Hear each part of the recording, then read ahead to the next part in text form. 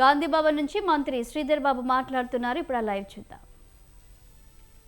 పరిస్థితులు ఉంటున్న వారికి ఓ ప్రొడక్టివ్ యూజ్ కల్పించాలనే ఉద్దేశంతో ప్రధానమైన ఆలోచన కాలుష్య నివారణకు సంబంధించి ఆ రోజు సుప్రీంకోర్టు ఇచ్చిన తీర్పు, ఆ క్రమంలో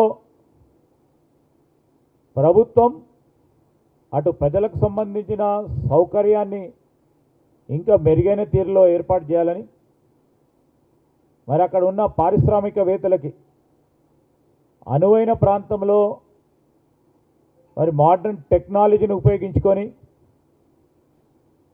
ఓఆర్ఆర్ అటువైపుల పరిశ్రమలు ఏర్పాటు చేసే ప్రయత్నంలో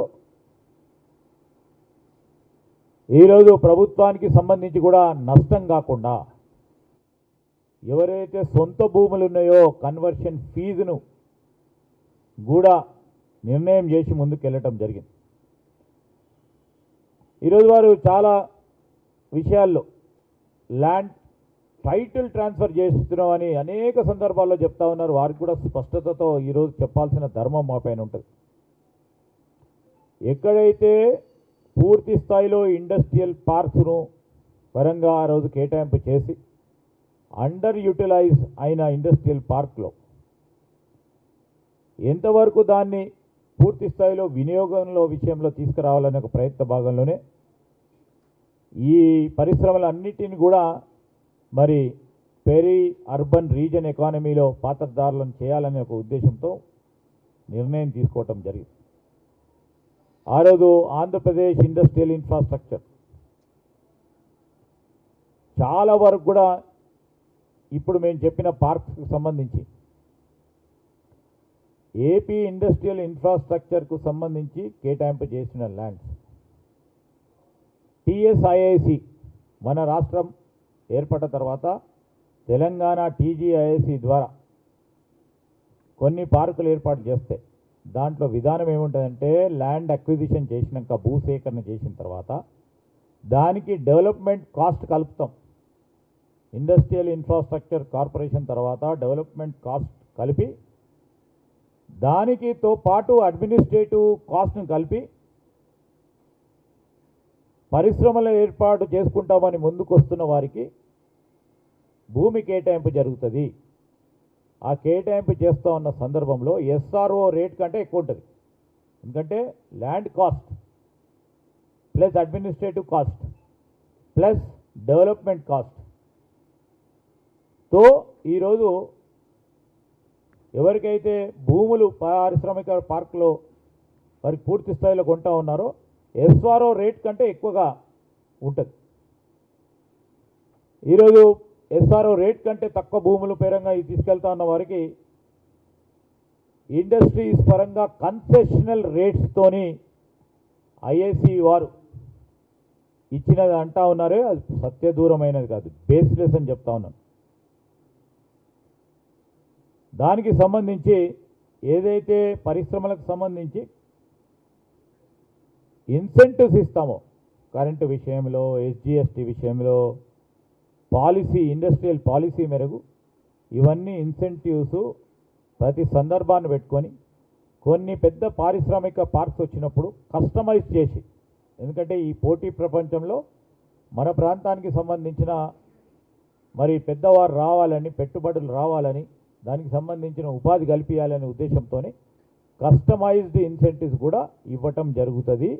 ఇది అనేక సందర్భాల్లో ఏ ప్రభుత్వాలు వచ్చినా తీసుకున్న నిర్ణయం. ఈరోజు మేము చెప్తా ఉన్నాం, హెచ్ఎండిఏ ప్రకారము చేంజ్ ఆఫ్ కన్వర్షన్ అంటే ఈరోజు వివిధ రకాలైన జోన్స్ ఉన్నాయి హెచ్ఎండిఏ కింద. ఆ జోనల్ చేంజ్ చేయాలంటే అప్లికేషన్ పెట్టుకున్న తర్వాత 900 పర్ స్క్వేర్ మీటర్స్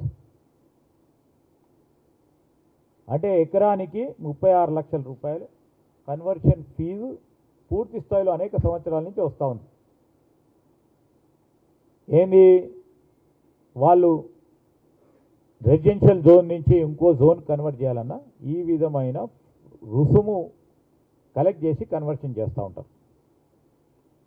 దానికి సంబంధించి గత ప్రభుత్వం మరి దీన్నే ఉపయోగించుకొని హెచ్ఎండిలో పెట్టిన విధానాన్ని ఉపయోగించుకొని సిరీస్కు సంబంధించి సిరీస్ అనే ఒక ఫార్మా కంపెనీకి సంబంధించిన ల్యాండ్ని ఇండస్ట్రియల్ ల్యాండ్స్ పరంగా కూడా దాన్నే ఉపయోగించుకొని అందరికీ దారాదత్తం చేశాం. సిరీస్ అనే ఫార్మా సంస్థకు సంబంధించిన వారి దగ్గర నుంచి దాదాపు 100 ఎకరాలకు సంబంధించి ఇది హెచ్ఎండిఏకు సంబంధించిన కన్వర్షన్ ఆఫ్ ల్యాండ్ యూజ్కు సంబంధించిన ఏదైతే రుసుము ఉంటుందో అదే రుసుమును 900 రూపాయల పర్ స్క్వేర్ మీటర్గా కన్వర్షన్ ఛార్జ్ని ఫిక్స్ చేసి ఇవ్వటం జరిగింది.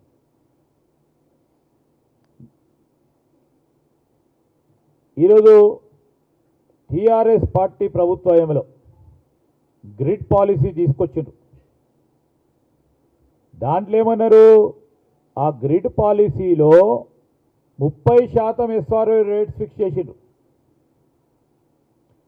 దానిలో సగం ల్యాండ్ పూర్తి స్థాయిలో మరి ఫ్రీ హోల్డ్ చేస్తూ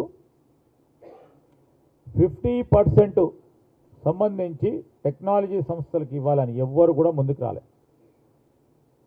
సో ఇవన్నిటినీ కూడా సూక్ష్మంగా క్యాబినెట్ సబ్ కమిటీకి సంబంధించి డిప్యూటీ సీఎం గారి ఆధ్వర్యంలో రిసోర్స్ మొబిలైజేషన్కు సంబంధించిన సబ్ కమిటీలో ఉత్తమ్ కుమార్ రెడ్డి గారు, నేను, కృష్ణారావు గారు కూడా అనేక సందర్భాల్లో ఈ సబ్ కమిటీలో చర్చించి ప్రాక్టికల్గా ఉండాలి ఏ విధానపరమైన నిర్ణయం తీసుకున్నప్పుడు. గత ప్రభుత్వానికి సంబంధించిన గ్రిడ్ పాలసీ తీసుకొస్తే 30% ఆఫ్ ఎస్ఆర్ఓ రేట్స్తోని వారు ఈ విధానపరమైన నిర్ణయం